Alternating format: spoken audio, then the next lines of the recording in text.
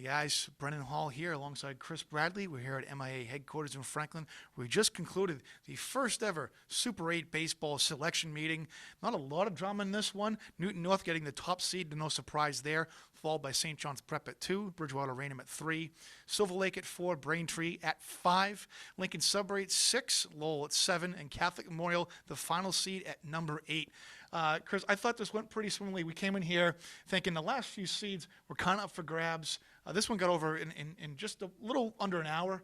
I thought we would be here a little bit longer, but the process I thought went pretty smooth tonight. Yeah, Brandon. I mean, we weren't here that long. It was quick and easy, and I think that probably shows to how much research was done by the committee members, and from talking to them and from how much they knew about all the teams. It was pretty clear that they had it pretty set on who they thought had the potential to get in. Yeah. One of the omissions people are going to be talking about tonight, no representation from the Central Mass or Western Mass districts. St. John's or Shrewsbury, the only nomination from Central Mass, only getting 3 votes, and Westfield, the only nomination from Western Mass, also getting 3 votes. I think people are going to see cause for concern here a little bit going forward. In my opinion, though, they were the only teams nominated. I think you can only play the hand you're dealt.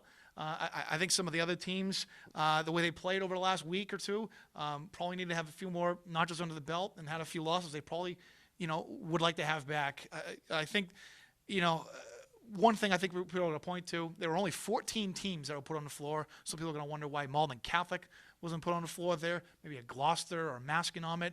But I think for the most part, they got it right. The 8 teams that are in here. Let's get down to brass tacks. Of the 8 they got in there, I think for the most part everyone is going to be pretty agreeable about.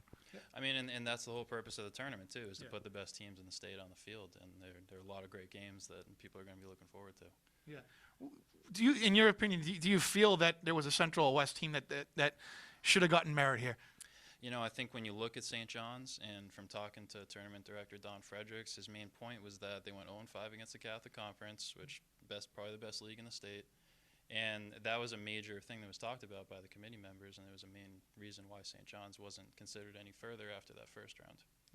And talking to Dave King, the West tournament director, afterwards as well, saying flat out, our teams are going to have to go schedule next year. They're going to have to go out east going forward. I think this is a big learning lesson for them, I think, going forward. One surprise, I think, for many people was Lincoln Sudbury getting the 6th seed. Lincoln Sudbury 1-1 against the Catholic Conference, losing to BC High 5-0, losing to Bridgewater Raynham 12-4, but winning the DCL again for, it seems like, infinite number of times in a row now. What are your thoughts on that and them getting the 6th seed? I think when they lost to Waltham last week, I think most people kind of figured that the opportunity might not be there for them to qualify, and then they beat Acton Boxborough and a couple other teams, lose some games, and Lincoln Sudbury is right there in the conversation. Okay. Well, we got our first round games on Wednesday. We got Newton North will be hosting Catholic Memorial in a rematch of earlier this year that Newton North won 4-0. We got St. John's Prep hosting Lowell. We got Lincoln Sudbury traveling to Bridgewater Raynham in a rematch of that game from earlier this year, which Bridgewater Raynham won 12-4. And then we got familiar friends there, Bill O'Connell and Ken Tachi of Silver Lake.